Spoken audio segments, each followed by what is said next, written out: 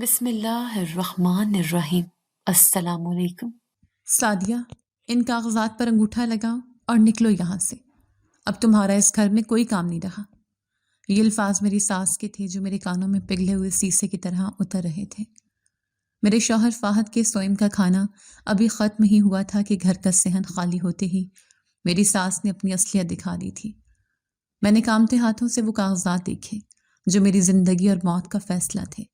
میں نے روتے ہوئے کہا، اماں جی، یہ آپ کیا کہہ رہی ہیں؟ ابھی تو فاہد کی قبر کی مٹی بھی خشک نہیں ہوئی اور آپ مجھ سے میرا چھت چھین رہی ہیں۔ یہ گھر فاہد نے میرے نام کیا تھا، یہ میرا حق مہر ہے، میں اس پر انگوٹھا نہیں لگاؤں گی۔ میری ساس کا چہرہ غصے سے سرخ ہو گیا۔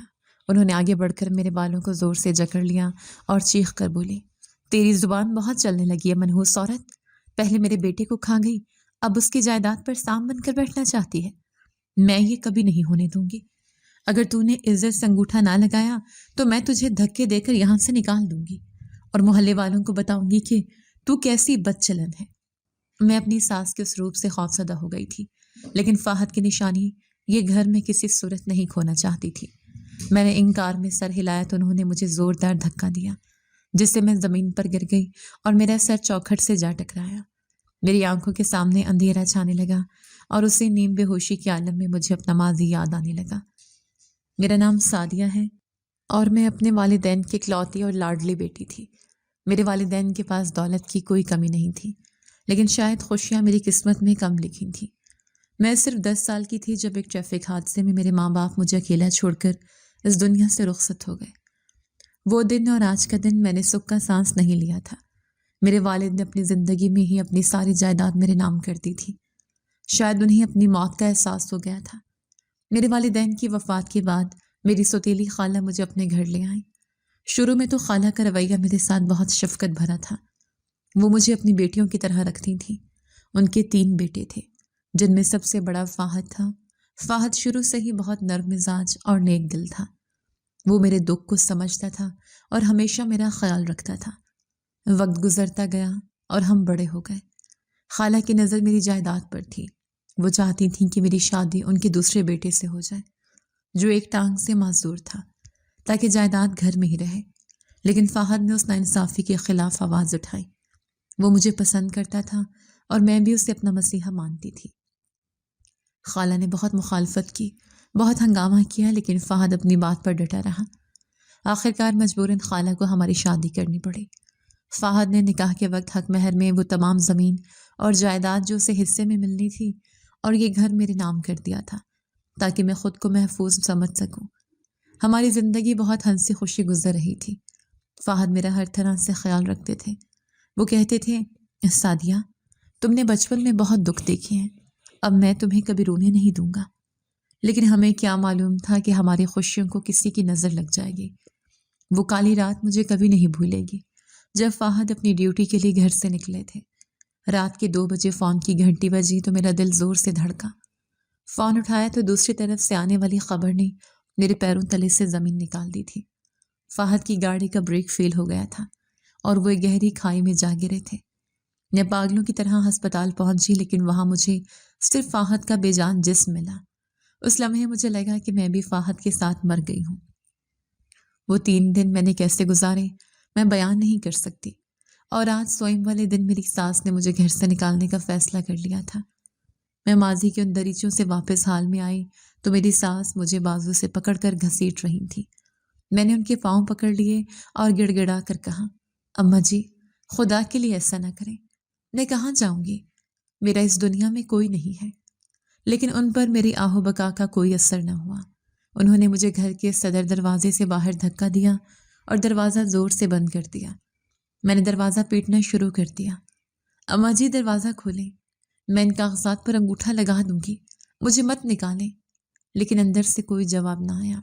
محلے کے کچھ لوگ جمع ہو گئے تھے، لیکن کسی نے آگے بڑھ کر میری مدد کرنے کی کوشش نہیں کی۔ سب تماشا دیکھ رہے تھے، کیونکہ میری ساس نے پہلے ہی سب کو میرے خلاف کر رکھا تھا۔ میں وہاں کتنی دیر روتی رہی مجھے نہیں معلوم۔ پھر میں لڑکھڑاتے قدموں کے ساتھ وہاں سے چل پڑی۔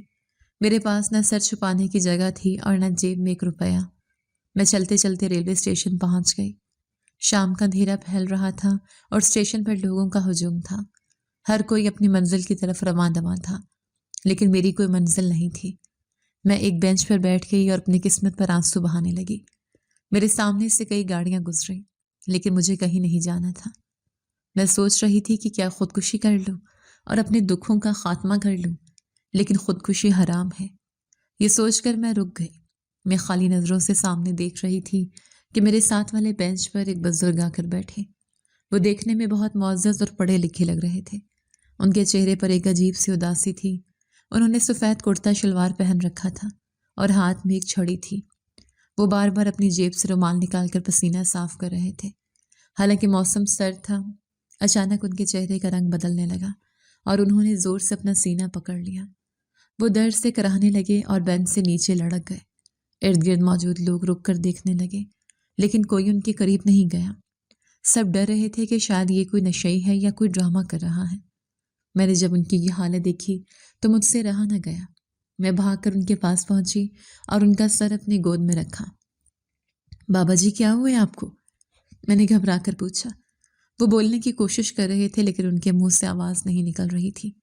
ان کی سانسیں اکھڑ رہی تھیں۔ میں نے مدد کے لیے آواز لگائی، کوئی ہے جو مدد کرے؟ انہیں ہسپتال لے جانا ہے۔ ایک رکشے والا رکا اور اس کی مدد سے میں نے ان بزرگ کو رکشے میں ڈالا اور قریبی ہسپتال کی طرف روانہ ہو گئی۔ راستے بھر میں ان کے ہاتھ رگڑتی رہی اور دعا کرتی رہی کہ یا اللہ اس اجنبی کی جان بچا لے۔ ہسپتال پہنچ کے ڈاکٹروں نے انہیں ایمرجنسی میں شفٹ کیا۔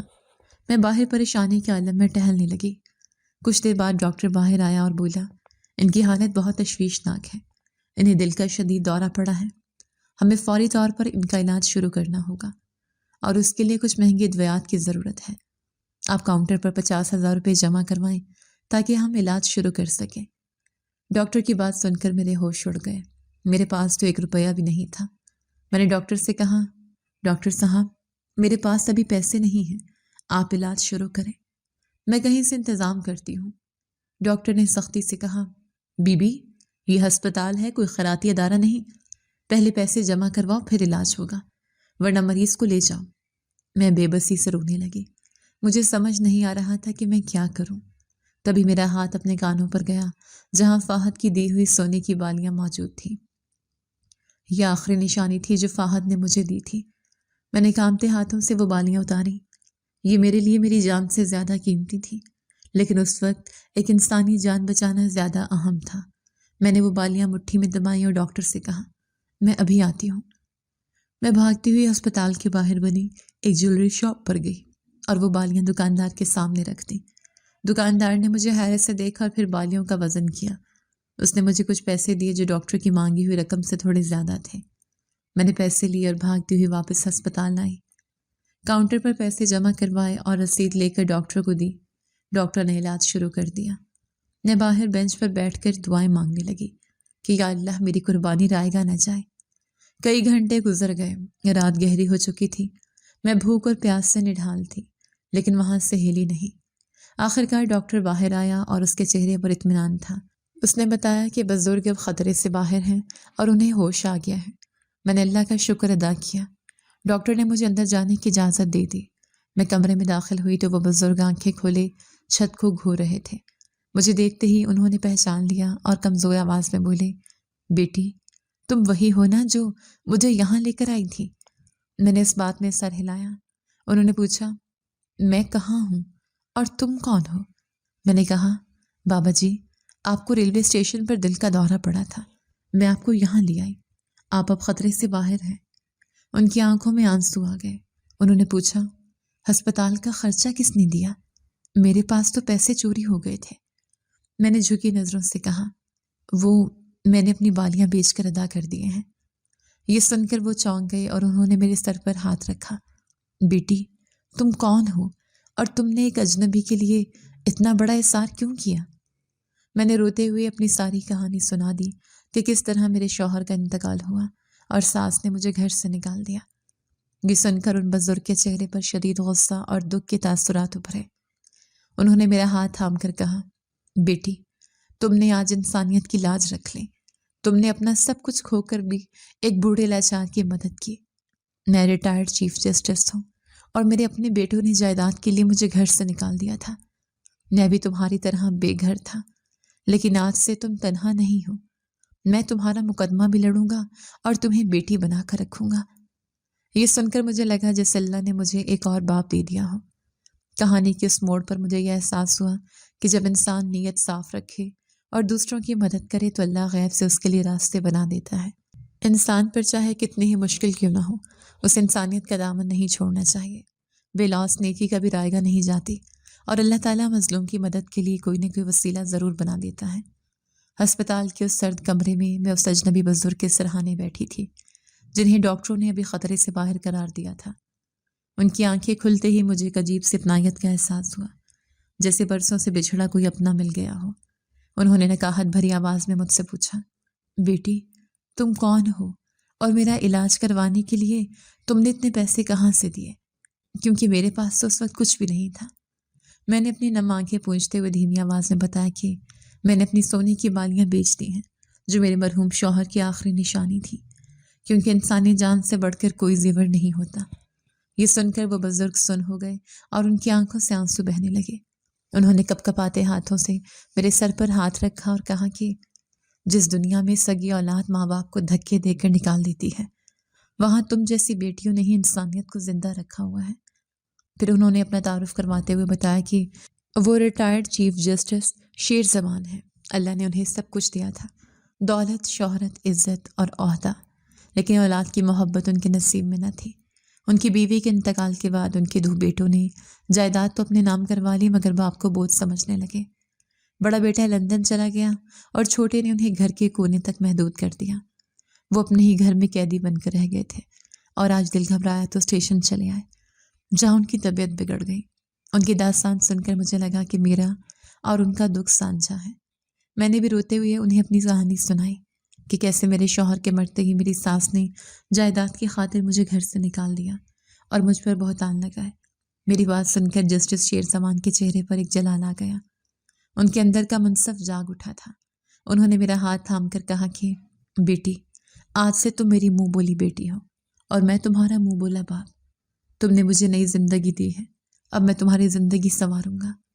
میں خود تمہارا کیس لڑوں گا اور اس ظالم عورت سے تمہارا حق واپس لے کر دوں گا جس نے ایک بیوہ پر ظلم کیا ہے۔ ان کے لہجے میں ایسی یقین دہانی تھی کہ مجھے لگا اب میرے سر پر کوئی مضبوط سایہ آ گیا ہے۔ 2 دن بعد جب وہ ہسپتال سے ڈسچارج ہوئے تو انہوں نے مجھے اپنے ساتھ چلنے کو کہا۔ میں جو بے گھر تھی ان کے ساتھ چل پڑے۔ ہم ایک ٹیکسی میں بیٹھ کر شہر کے پوش علاقے کی طرف روانہ ہوئے۔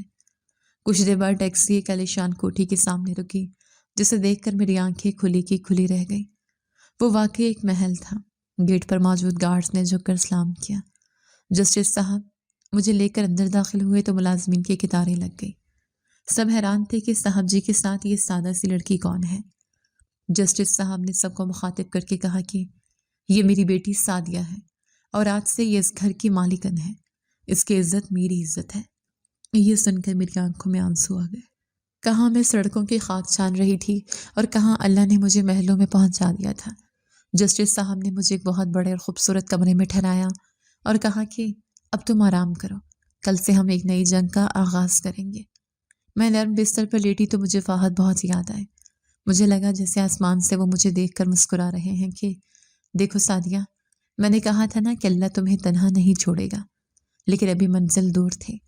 مجھے اپنی ساس سے اپنا حق لینا تھا اور اپنے اوپر لگے داغ دھونے تھے۔ اگلی صبح جسٹس صاحب نے اپنا پرانا کوٹ پہنا اور اپنی وکالت کی فائلیں منگوائیں۔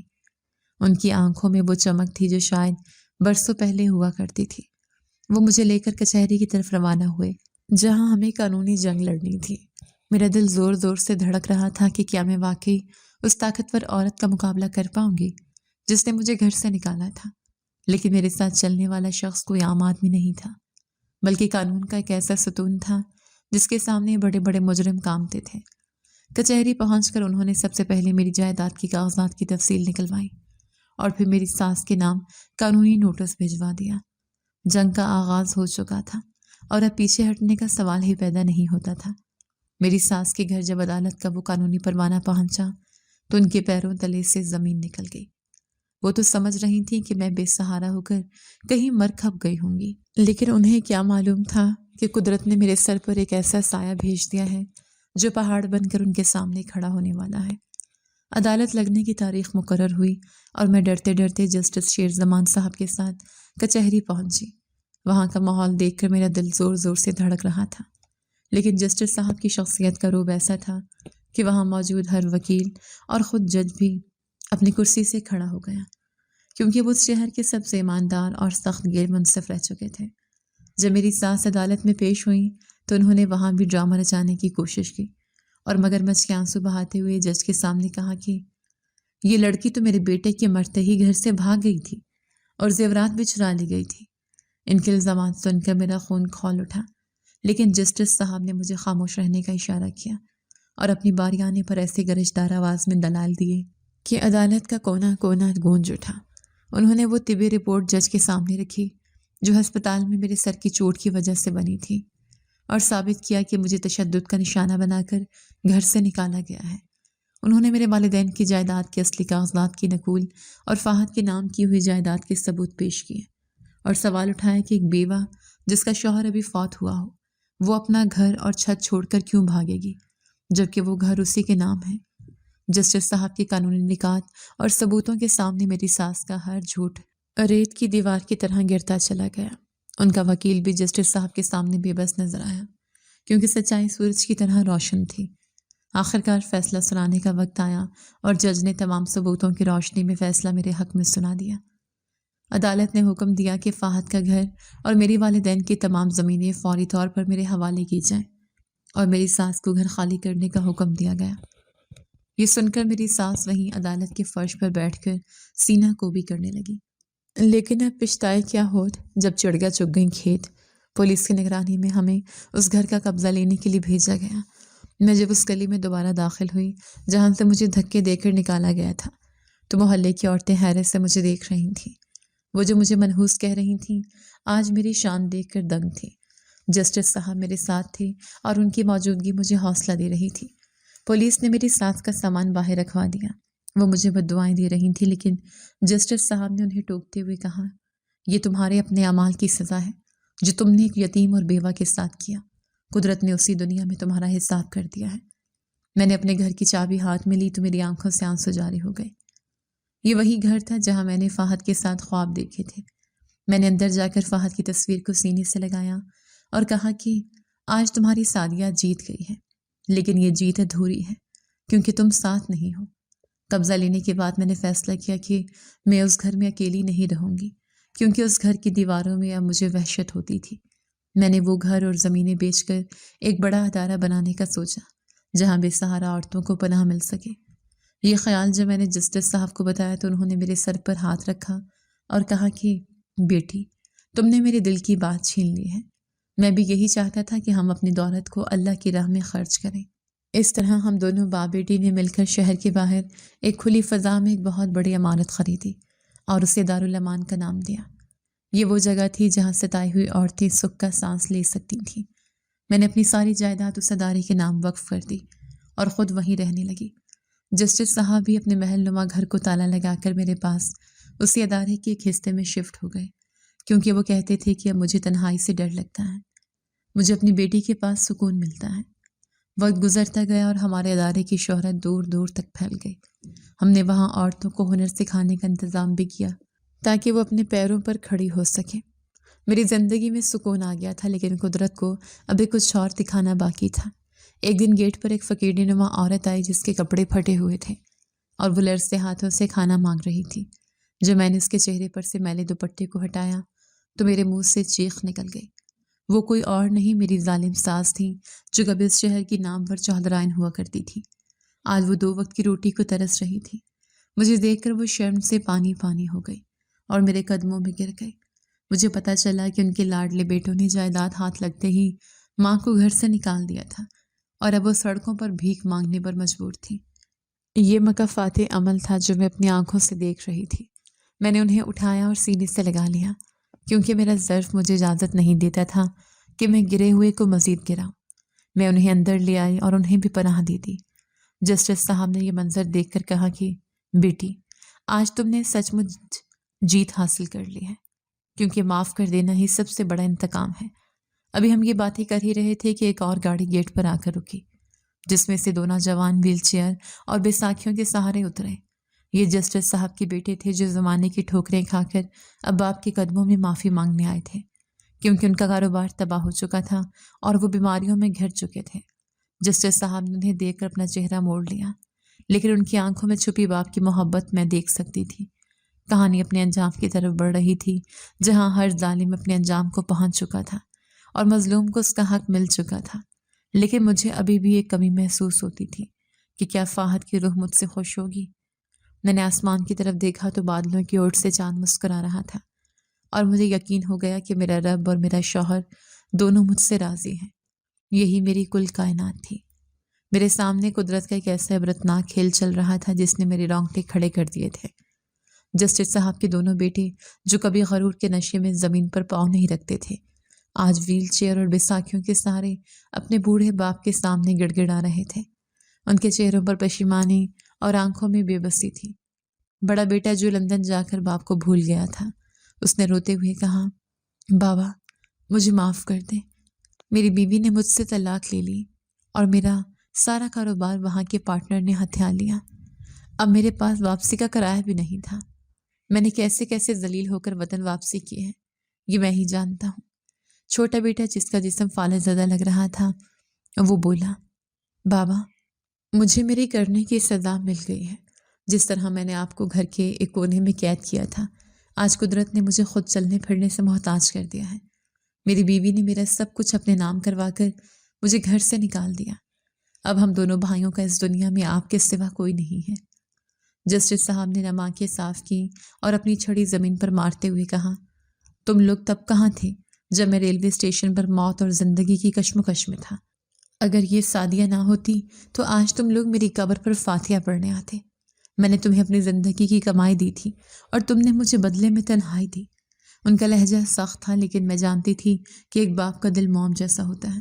میں نے آگے بڑھ کر جسٹس صاحب کے کندھے پر ہاتھ رکھا اور کہا، بابا جی، اللہ معاف کرنے والوں کو پسند کرتا ہے، اور یہ لوگ اپنی سزا بھگت چکے ہیں، اب انہیں مزید دھتکارنا مناسب نہیں۔ جسٹس صاحب نے میری طرف دیکھا اور پھر اپنے بیٹوں سے مخاطب ہو کر کہا، دیکھو یہ وہی لڑکی ہے جسے اس کے سسرال والوں نے گھر سے نکالا تھا، لیکن آج یہ تم دونوں سے زیادہ امیر اور سخی ہے، کیونکہ اس کے پاس دل کی دولت ہے۔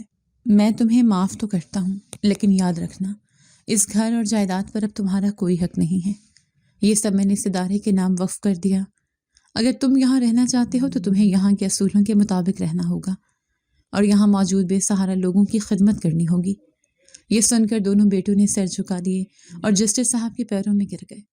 دوسری طرف میری ساس، جو ایک کونے میں سمٹی یہ سب دیکھ رہی تھیں، وہ شرمندگی سے پانی پانی ہو رہی تھیں، کیونکہ ان کے اپنے سگے بیٹے، جنہوں نے میری جائیداد ہڑپنے کے لیے ماں کا ساتھ دیا تھا، وہ جائیداد ملتے ہی ماں کو گھر سے نکال چکے تھے اور خود عیاشیوں میں پڑ کر سب کچھ گنوا بیٹھے تھے۔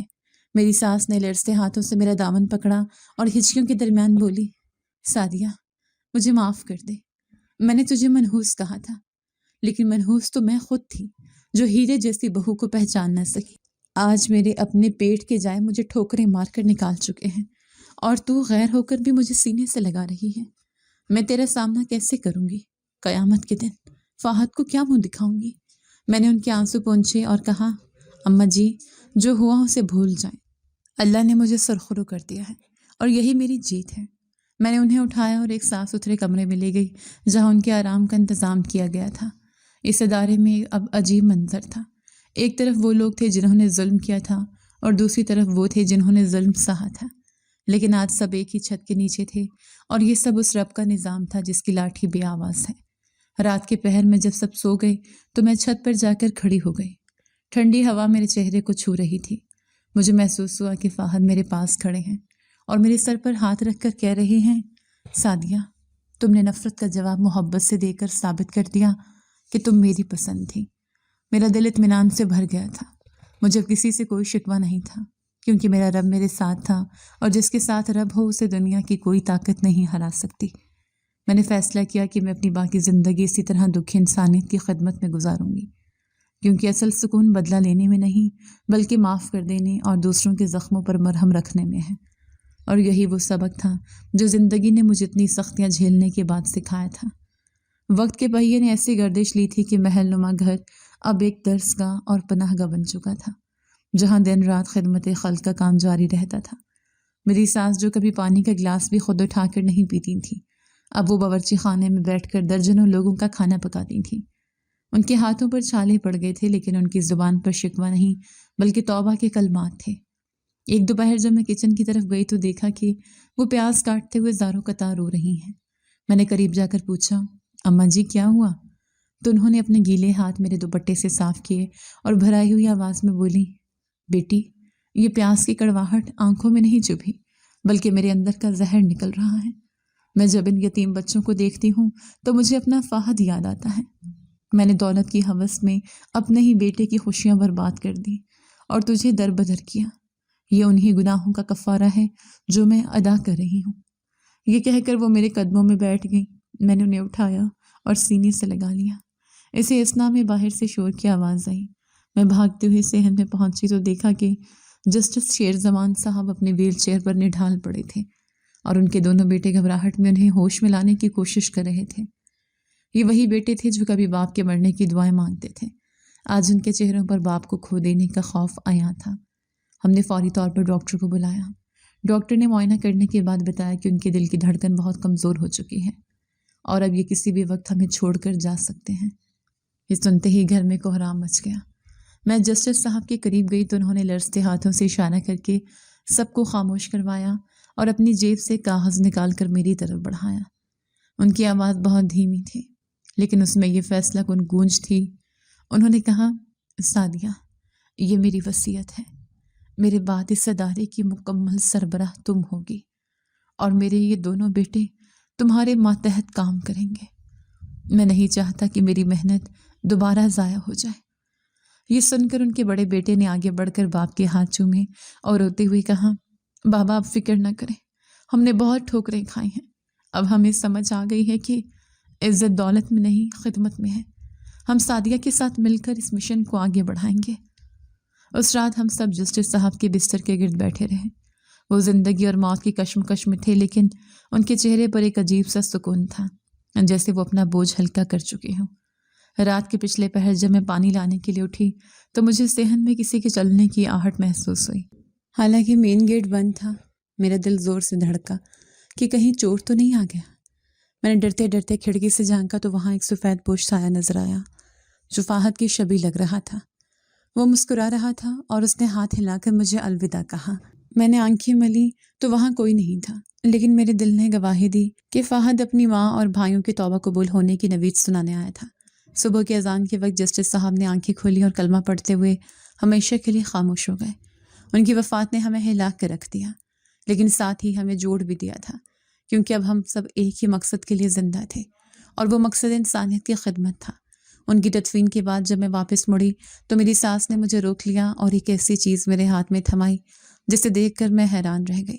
میری ساس کے لرزتے ہاتھوں نے میری ہتھیلی پر ایک چھوٹی سی مخمل کی تھیلی رکھی اور جب میں نے اسے کھولا تو میری آنکھیں پھٹی کی پھٹی رہ گئیں۔ اس میں وہی سونے کی بالیاں جگمگا رہی تھیں جو میں نے اس اجنبی بزرگ کی جان بچانے کے لیے بیچ دی تھیں۔ میری ساس نے روتے ہوئے بتایا کہ جسٹس صاحب نے اپنی وفات سے کچھ گھنٹے پہلے یہ تھیلی انہیں دی تھی اور وصیت کی تھی کہ میرے مرنے کے بعد یہ امانت سعدیہ کو لوٹا دینا، کیونکہ اس نے اپنا زیور بیچ کر مجھے زندگی دی تھی اور میں نے چھپ کر سنار سے یہ واپس خرید لی تھی تاکہ اس کی قربانی کی نشانی محفوظ رہے۔ یہ سن کر میرے دل میں جسٹس صاحب کی عزت اور بھی بڑھ گئی۔ وہ خاموشی سے میری خبر رکھتے تھے اور جانتے تھے کہ یہ بالیاں میرے لیے کتنی اہمیت رکھتی ہیں۔ میں نے وہ بالیاں سینے سے لگا لیں اور یوں لگا جیسے فہد اور وہ منہ بولے باپ دونوں میرے پاس موجود ہیں۔ دن گزرتے گئے اور ہم نے اپنے غم کو طاقت بنا لیا۔ جسٹس صاحب کے بڑے بیٹے نے جو کبھی ولایت کے خواب دیکھتا تھا اب اس ادارے کے انتظامی معاملات سنبھال لیے تھے اور چھوٹا بیٹا اپنی ویل چیئر پر بیٹھ کر یتیم بچوں کو تعلیم دینے لگا تھا۔ وہ دونوں بھائی جو کبھی ایک دوسرے کی شکل دیکھنا پسند نہیں کرتے تھے اب ایک ہی دسترخوان پر بیٹھ کر سادہ روٹی کھاتے اور اللہ کا شکر ادا کرتے۔ لیکن آزمائشیں بھی ختم نہیں ہوئی تھیں۔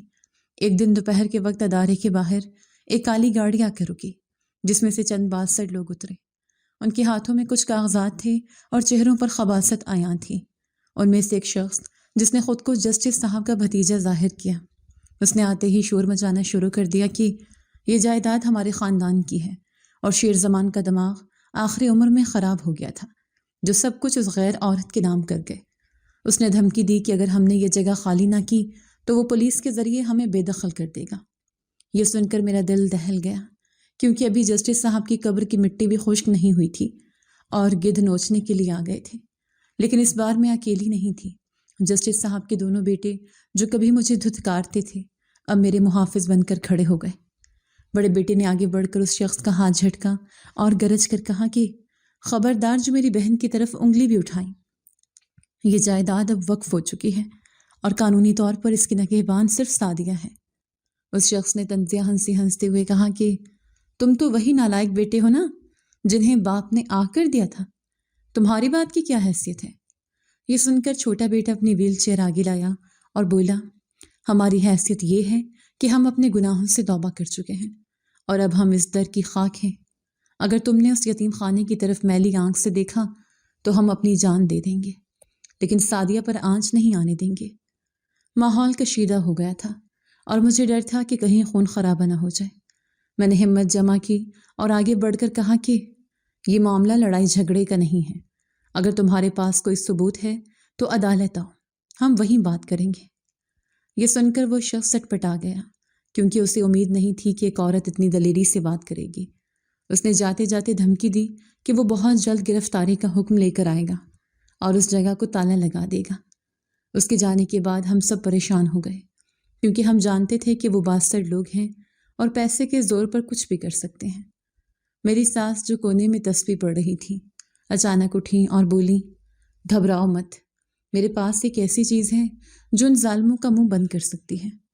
ہم سب حیرت سے ان کی طرف دیکھنے لگے کہ آخر ان کے پاس ایسا کیا راز ہے جو اب تک چھپا ہوا تھا۔ وہ تیزی سے اپنے کمرے میں گئیں اور ایک پرانا زنگ آلود صندوق لے آئیں۔ صندوق کا زنگ آلود ڈھکن جب چیختا ہوا کھلا تو اس میں سے پرانے کاغذات کی ایک بو اٹھی جس نے فضا کو سوگوار کر دیا۔ میری ساس نے کامتے ہاتھوں سے ایک پیلی پڑی فائل نکالی اور اسے ہوا میں لہراتے ہوئے کہا کہ یہ وہ ثبوت ہے جو ان بھیڑیوں کے منہ پر تمانچہ مارے گا۔ ہم سب حیرت اور بے یقینی کی کیفیت میں ان کے گرد جمع ہو گئے۔ جسٹس صاحب کے بڑے بیٹے نے پوچھا، اماں یہ کیا ہے؟ تو انہوں نے بتایا کہ سالوں پہلے جب تمہارے والد اور میرے شوہر زندہ تھے تو تمہارے اسی چچا زاد بھائی کی باپ نے جوئے کی لت میں اپنی ساری جائیداد گروی رکھ دی تھی، اور اس وقت میرے شوہر نے ہی وہ قرضہ اتار کر ان کی عزت بچائی تھی۔ بدلے میں اس نے اپنی جائیداد کے تمام حقوق میرے شوہر کے نام لکھ دیے تھے، لیکن جسٹس صاحب کی شرافت دیکھو کہ انہوں نے کبھی اس بات کا ذکر نہیں کیا۔ لیکن میرے شوہر نے احتیاطاً وہ اقرار نامہ اپنے پاس رکھ لیا تھا جو آج میرے اس صندوق میں محفوظ ہے۔ ابھی ہم یہ باتیں کر ہی رہے تھے کہ باہر گاڑیوں کے رکنے اور بھاری بوٹوں کی آوازیں آنے لگی۔ وہی باسر شخص اپنے ساتھ تھانے دار اور چند سپاہیوں کو لے کر اندر داخل ہوا اور چیخ کر بولا، یہ جگہ فوراً خالی کر دو ورنہ میں سامان سڑک پر پھینک دوں گا۔ اس کے لہجے میں فرعونیت تھی اور وہ اپنی طاقت کے نشے میں چور تھا۔ میں آگے بڑھی اور کہا کہ خبردار جو تم نے ایک قدم بھی آگے بڑھایا، یہ یتیموں کا گھر ہے، کوئی لاوارث جگہ نہیں۔ تھانے دار نے مجھے ڈانٹتے ہوئے کہا، بی بی قانون کے راستے میں رکاوٹ مت بنو، یہ کاغذات بتا رہے ہیں کہ یہ جائیداد اس شخص کے نام ہے۔ تبھی میری ساس اپنی لاٹھی ٹیکتی ہوئی آگے آئیں اور اپنی پرانی فائل تھانے دار کے سامنے میز پر پٹخ دی اور گرجدار آواز میں بولی، قانون اندھا ہوتا ہے لیکن اتنا بھی نہیں کہ سچ اور جھوٹ کا فرق نہ کر سکے۔ ذرا اس فائل میں موجود اقرار نامے کو غور سے پڑھو، جس پر اس لڑکے کے باپ کے انگوٹھے اور دستخط موجود ہیں اور سرکاری مہر بھی لگی ہوئی ہے۔ تھانے دار نے ہچکچاتے ہوئے فائل کھولی اور جیسے جیسے وہ پڑھتا گیا اس کے ماتھے پر پسینہ آتا گیا۔ اس نے حیرت سے سر اٹھا کر اس باسر شخص کی طرف دیکھا اور بولا، تم نے تو کہا تھا کہ تمہارے پاس اصل کاغذات ہیں، لیکن یہ تو بتا رہے ہیں کہ تمہارا باپ سالوں پہلے اپنا حصہ بیچ چکا ہے اور اس پر کوئی حق نہیں رکھتا۔ وہ شخص ہکا بکا رہ گیا۔ اس نے فائل چھیننے کی کوشش کی لیکن جسٹس صاحب کے دونوں بیٹوں نے اسے دبوچ لیا۔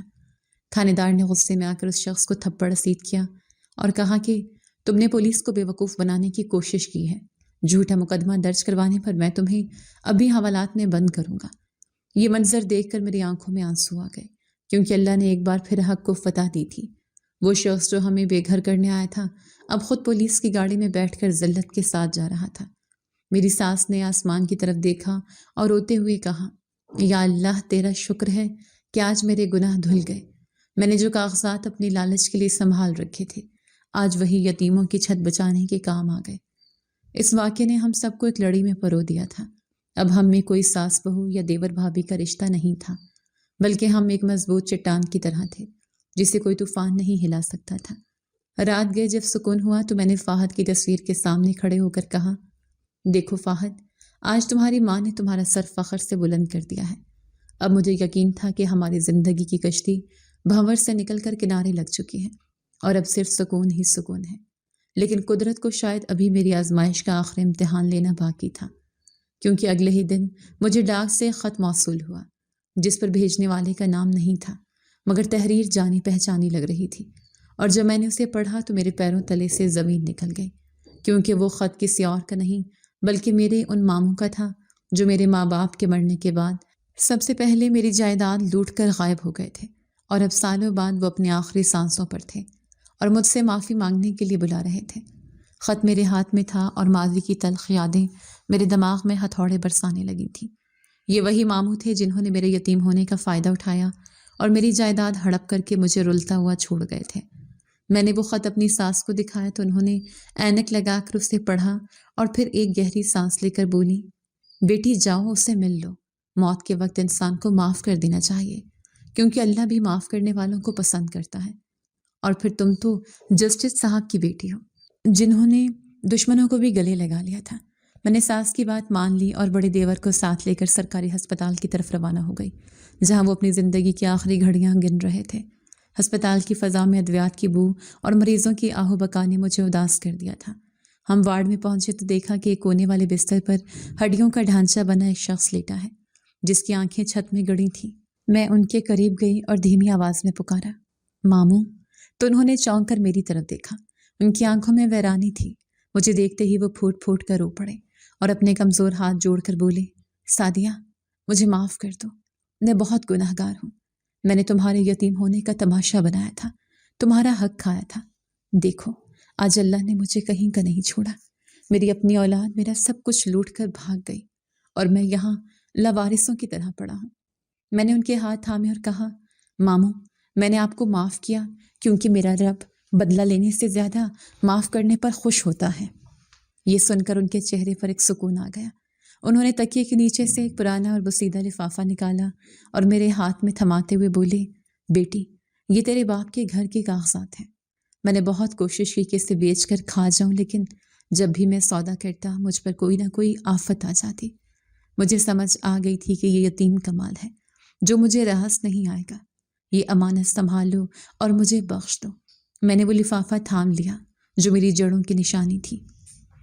اسی لمحے ان کی سانس سکھڑنے لگی اور وہ کلمہ پڑھتے ہوئے میری آنکھوں کے سامنے دم توڑ گئے۔ میں نے وہیں کھڑے ہو کر ان کی مغفرت کی دعا کی اور سوچا کہ انسان کس چیز کا غرور کرتا ہے، آخر سب کو مٹی میں مل جانا ہے۔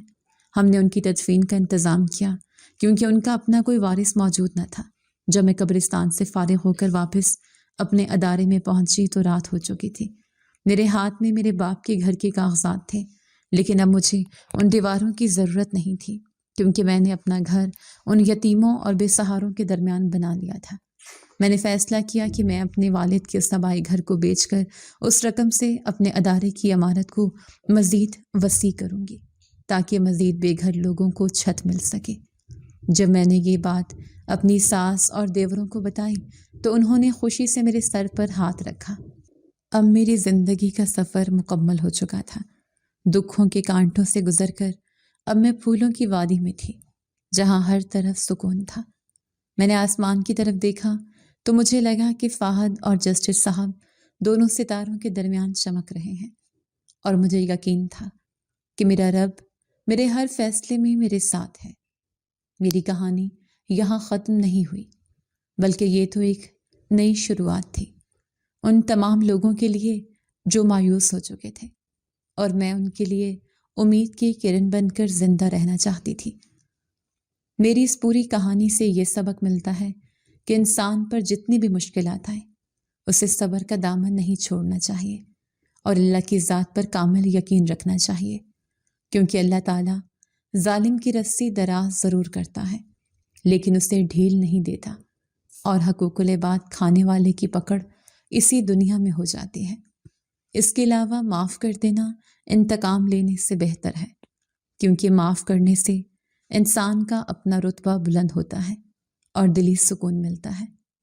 نیکی اور صلہ رحمی وہ بیج ہیں جو کبھی رائگاں نہیں جاتے، بلکہ تناور درخت بن کر سایہ کرتے ہیں۔ میری آج کی کہانی سعدیہ کے نام۔ جی تو دوستو، کیسی لگی آپ کو ہماری آج کی کہانی؟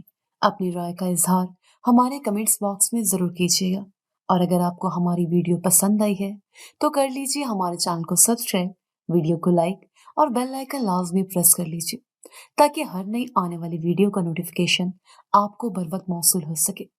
ملتے ہیں ایسی ہی ایک سبق آموز کہانی کے ساتھ، تب تک کے لیے اللہ نگہبان۔